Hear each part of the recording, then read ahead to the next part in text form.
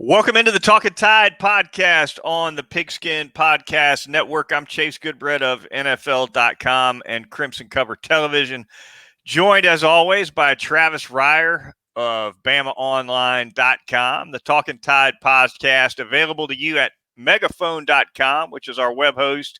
You can also get it at Apple Podcasts and just about any podcasting app that you prefer. Also out there on Facebook and YouTube, streaming live on both of those sites now, recorded versions as well. The Talkin' Tide Twitter feed is Talkin_Tide. Links to all our podcasts as soon as they drop right there on that Twitter feed. So be sure to follow us there as well. Quick thanks to our sponsors, North River Dental Associates, Peterborough Chocolatier, and Draftkings. More on them a little bit later in the program. Travis, we dive in here on a midweek edition of Talkin' Tide, previewing the Crimson Tide's final home game of the season against the Arkansas Razorbacks. Alabama comes into the game 9-1, 5-1 in SEC play. Arkansas, good year for Sam Pittman, 7-3.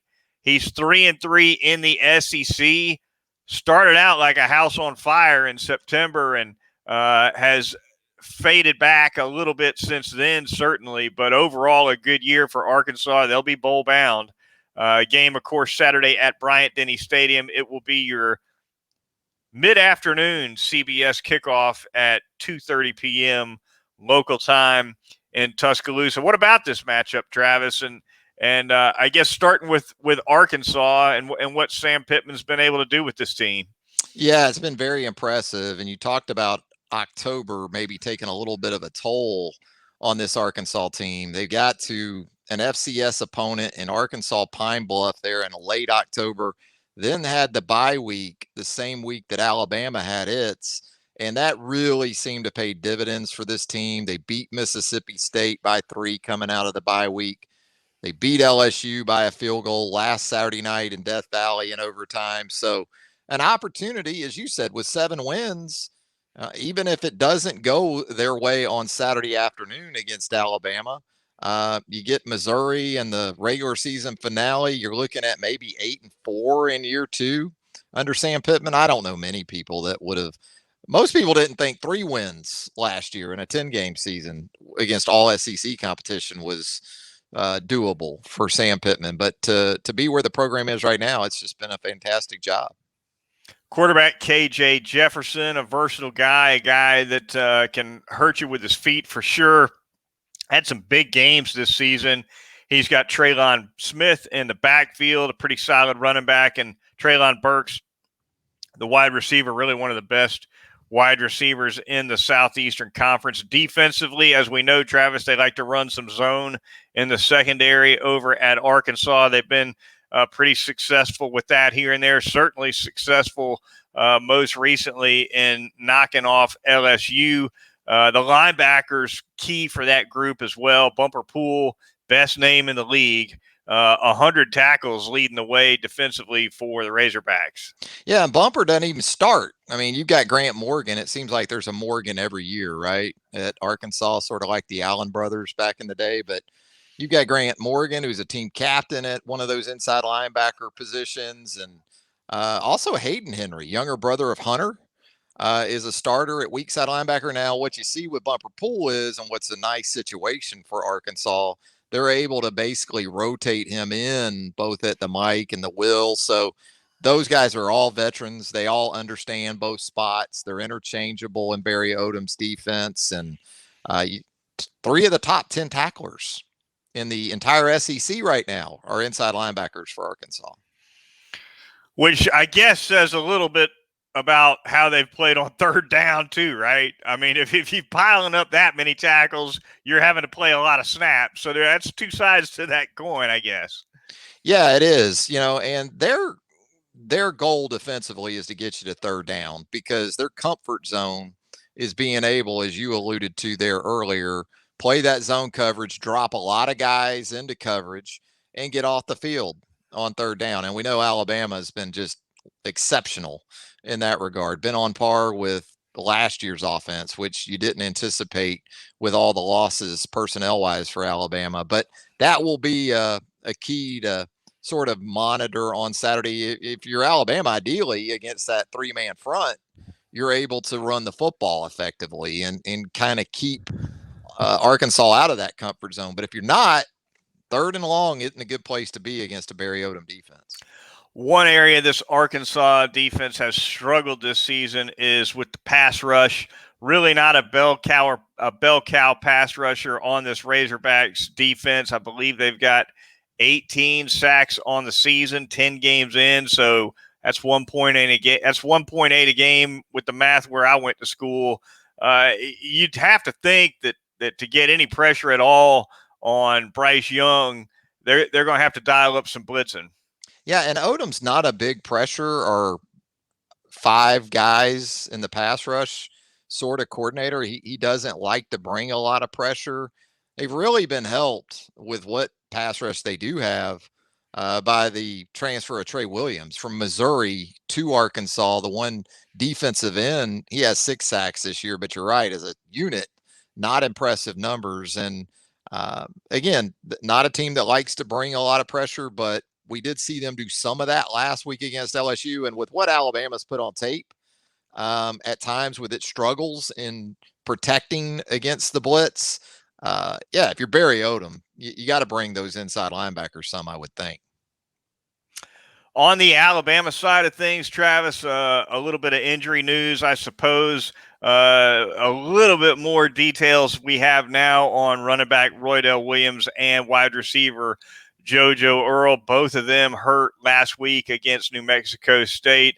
The news sounds certainly positive for Earl, starting with him, the wide receiver. Travis, looks like he'll be out for a game or two and won't need surgery. Nick Saban was very elusive and very indefinite about both Earl's injury and Roydell Williams post game after New Mexico State. The news on Williams, not nearly as good. He's going to have some knee surgery. He's out presumably for the balance of the year, but it looks like Earl will make his way back to the field. Yeah, that's the hope. And if it isn't the case in the next week or two, you can put Slade Bolden back there, feel pretty good about him in terms of ball security. And he actually had a pretty good return or two against New Mexico State. I think 1 of 24 yards in that game. So those are 2 significant injuries, especially when you talk about the running back depth and the opportunity that's there now for Trey Sanders as a 3rd-year player who has been through the injury ringer in his own right each of the last 2 seasons. So one of the major storylines on Saturday afternoon is how much of the load will exactly Brian Robinson need to take on? Will Trey Sanders be able to sort of spell him in a way that we've grown accustomed to seeing from a number 2 back at Alabama? I know I'll be monitoring that a good bit. What have you seen in the limited time that Sanders has had at running back, Travis, in pass protection? We always talk about how important that is for the running backs at Alabama. And really, whether you're the 1 or the 2, it goes a long way toward getting on the field. Is pass pro an area where you feel like Alabama can trust Sanders, or has he simply just not played enough for anyone to know just yet? Yeah, I think it's an unknown, and not just in terms of willingness or ability, but again, with the injury history that he's had, especially the injuries he sustained in the car accident a year ago. Is he up to it from a collision perspective to go along with the hits you're going to take with the ball in your hand? So I think as a receiver, you can go back to even his time at IMG at the high school level and did some really good things catching the football. So I don't have any real question about that. But I think that's going to go back to the point I just made in terms of workload for Brian Robinson. More than anything else, it's going to have to do with off the ball stuff and whether or not Robinson or Sanders is capable of doing exactly what they need in that area, which is largely pass pro. Going to be very interesting, as you said, to see how much and how soon Sanders gets in there. Probably a good sign, I think, for Sanders if we see him get into the game, maybe third series, maybe fourth series. If Robinson plays the entire first half, that might be a little bit of a signal that the coaching staff is kind of wait and see on Sanders. If he gets in there early, I think that tends to signify trust. Yeah, I think you hit on it. That sweet spot, right, for that number 2 back. It seems like traditionally in the Nick Saban era, it's been about that third or fourth series. You'll see that number 2 back roll in there. So I think we'll know pretty much where they're at in terms of trust and where Trey is at, and in terms of reliability when we get late first quarter, early second. Offensive line, another topic this week for the Crimson Tide. Nick Saban commenting just a couple hours ago before we got going on this podcast, Travis, about right tackle Damien George, who we've seen in action a little bit of late. Sounds impressed by him. And really, if you kind of read between the lines, it sounds as though George is in position to take over that right tackle position and thereby create a competition at center between Dalcourt and Owens here down the stretch. Yeah, when he went to the reps card on Chris Owens in terms of right tackle, that made you think, wow, Damien George probably is in a good spot in terms of making his second start in a row this week. And you're right, the focus shifts to center. He was also asked about Damien Dalcourt and said that he had practiced throughout the week, but didn't go any further than that. So I would think, like you, that Damien George would look to be in pretty good position to be that guy. So you'll still be looking there in the pregame on Saturday afternoon, obviously, but you're going to be looking at center too if, in fact, Dalcourt is able to go. The spread for this game, we'll jump into the Vegas man, right, as we usually do in the midweek podcast. Travis, Alabama favored in this one by 21 and a hook against the Razorbacks. You're over under 58. What are you thinking about those two numbers? Gosh, after hearing from Nick Saban post-practice Wednesday, I don't know if I like Alabama 21 and a half. Yeah. It was apparently not the best of work on Wednesday. You had a press conference for Nick Saban that didn't go 5 minutes by my count. He touched on immediately the need to be willing to prepare at a high level. He was asked specifically about intensity in practice this week. He said Tuesday was okay. He said Wednesday was a case of the poor knees for a lot of guys. So, who knows though? I'm sure it's happened in the past. I've heard that the week of Texas A&M was awful in terms of practice. So when you hear things like you hear from Nick Saban following this most recent practice, it sort of catches your attention. But still another practice to go really on Thursday, walk through on Friday. I think Alabama wins the game by a couple, 3 scores, but again, I'm not sure I'd be ready to go, run down and put everything I got on the minus 21 and a half. Tell you, if the practice week against A&M was no good, they certainly got their wake-up call about having a good practice in that game. You would think, but Nick kind of sounds like he did earlier in the season. It's this sort of constant battle, it seems like, to get full and total engagement from the entire roster. And even in the game against New Mexico State, guys who you don't see play much, they finally got an opportunity to play extended snaps. And some of the body language on those guys when they got to play was bad. Right. So you can only imagine what it's like during the practice week at times. It feels like it's just been a struggle for Nick Saban throughout this season. And look, when you talk about true leaders that you feel pretty comfortable in identifying for this 2021 team, they're both sophomores, as we talked about. You want to pencil in 2 slam dunk permanent captains for this team? Bryce Young, Will Anderson, both second-year guys. It's kind of where it's at with this team, it seems like. Speaks for itself, doesn't it? It seems to. Yeah, no question about it. The ticket man, touching on him really quick as well. These tickets are dropping like a stone in value, Travis. I'm going to tell you, a week ago, The cheapest Alabama-Arkansas ticket, I'm talking upper deckers, it's going around $80, 85, maybe $100, even for the upper deck, which surprised me when I saw that because that's more than people paid for LSU, right?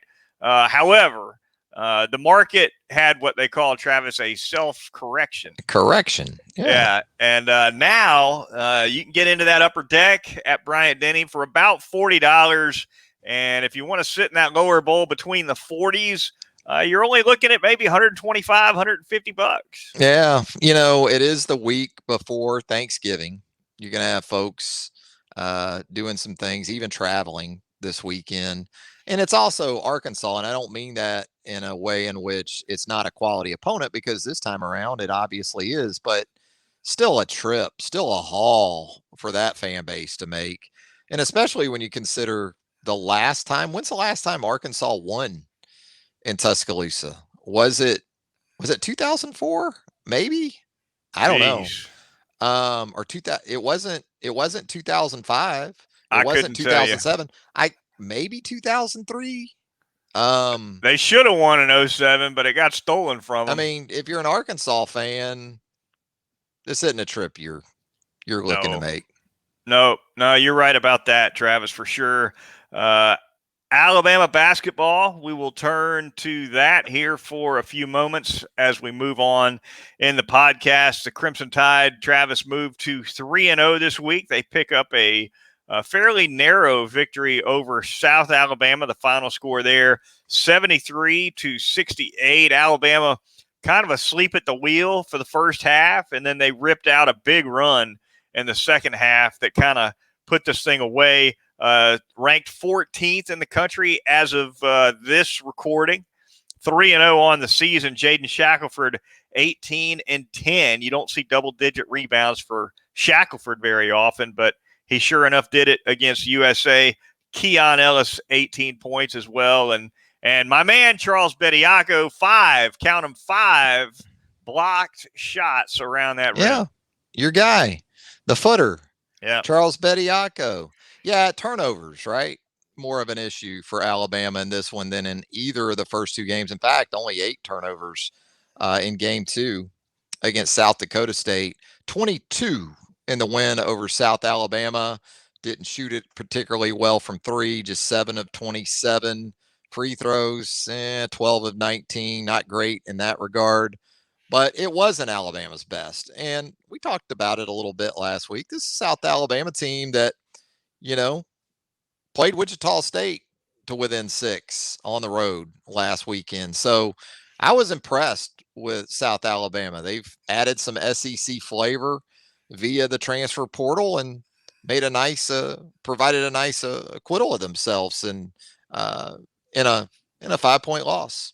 Yeah, the Manning kid, I think, who transferred in from LSU, had a game-high 23 for the Javon Jaguars. Franklin, solid in the post, 11 points, 11 rebounds.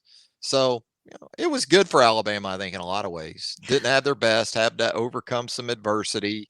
Didn't have Jawan Gary coming off the bench to give them the sort of lift that he gives them in terms of energy and also and as far as production is concerned. But yeah, Shackelford with a big game, and Keon Ellis, that's the rock, obviously, of this team right now. He's going to give you 18 on a pretty consistent basis. He did that against South Alabama. So you move on to an Oakland team on Friday night, just beat Oklahoma State on the road last weekend, and Wednesday night, as we record this, hammered a MAC program in Toledo by 21. So it'll be a legit challenge with the Golden Grizzlies of Oakland coming to town Friday night.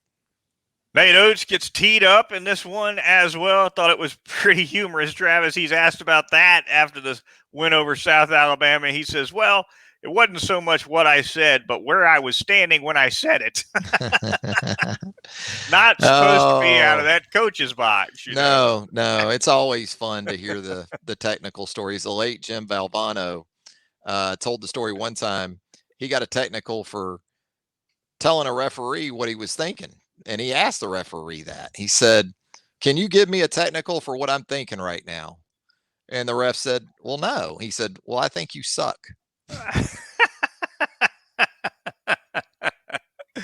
It's outstanding. You got to love it. Yeah. You got to love it. Yeah. I'm just going to have to throw this out anonymously because I can't remember the coach that said it. But years ago, there was a classic game where coach got screwed with the officiating, was really furious about it. Big topic post game, goes into that post game presser and he says, I can't say anything about the officiating because I don't want to get fined. But the guy in the front row said they sucked. The guy in the front row I'm going to tell you what he said. Yeah. That's a good move too. Love it. All right. The Talkin' Tide podcast on the Pigskin Podcast Network. Going to thank a couple of sponsors here, as we always do at this point in the program. We're going to start by telling you about North River Dental Associates and Dr. Jack Smalley. Great staff of professional dental hygienists over there. They could take care of every kind of dental need you might have, conveniently located off of Watermelon Road at 1100 Fairfax Park. They do the cosmetic dentistry, the porcelain veneers, laser dentistry, pediatric dentistry for the kids, endodontics, you name it. They'll take care of you over at North River Dental. They're going to get you in and out of that chair on a routine cleaning, typically in less than an hour, and it's door to door going less than an hour. So the waiting room wait is practically nothing because they don't jam up the appointments like a lot of these healthcare professionals will. I've never sat in that waiting room with more than one other person ever going over to North River, and I love it that way. Great experience always at North River Dental Associates. The phone number is 752-3506 if you'd like to make an appointment, or visit northriverdentist.com. I'm going to tell you about Peterborough Chocolatier, also in the Indian Hills section of Tuscaloosa. So many great chocolate treats from which you can choose there at Peterborough. Certainly the chocolate-covered, hand-dipped strawberries are always a good call, especially if you're looking for some doghouse prevention. Maybe you need to get out of the doghouse. Still got those Alabama and Roll Tide themed treats. And as we told you on the previous edition of Talkin' Tide, with Arkansas coming to town this Saturday, the chocolate dipped bacon is ready for you. In honor of this week's opponent, the chocolate dipped bacon, they've got it for you right now. Trust me, it is sort of this confluence of sweet and savory and some salt. It just all makes sense. It's great, great stuff. And it's especially well-timed with the Razorbacks, with the Hogs in town. Check it out at Peterborough Chocolatier, 1530 McFarland Boulevard North in the Indian Hills section of Tuscaloosa. What a pairing of sponsors too, by the way. You get a little too much of that Peterborough chocolate. They just taken care of over there at North River Dental. So. Yeah, and North River it's like North River Dental is like flying first class versus the cattle car. Like you said, you go in and you're kind of surprised when you walk in, because a lot of times when you go in, you'll be the only person in the waiting area, and then you're straight to the back and you're in and out. Whereas a lot of places you go in and it's Grand Central in there. So can't say that enough. Magazine in every hand. Yeah, can't say that enough about North River Dental. All right, finally going to tell you about our corporate sponsor, and that would be Draftkings. Football fans, who's ready to score some free bets now?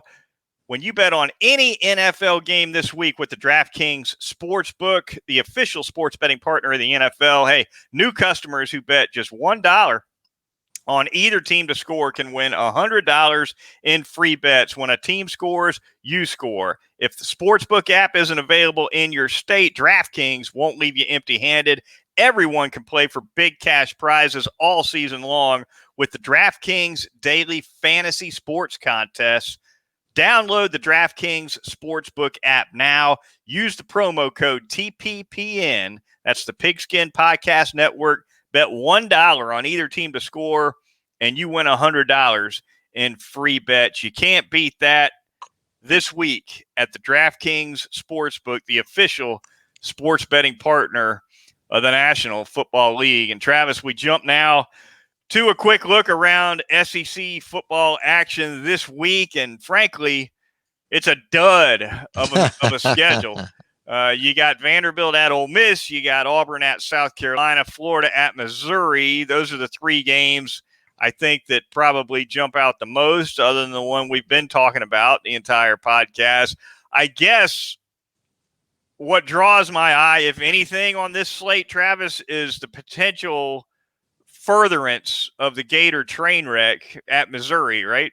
Yeah, and look, Missouri rubbernecking, where people are going to be rubbernecking that Missouri game. just beat the team that thunderfunked the Gators a couple Saturdays ago. So I think Florida fans at the end of October were looking at that November schedule and thinking, wow, South Carolina, Samford, Missouri on the road, a chance to get well. I don't think they're thinking about that, especially with Missouri trying to reach bowl eligibility and has Arkansas up next after the Gators.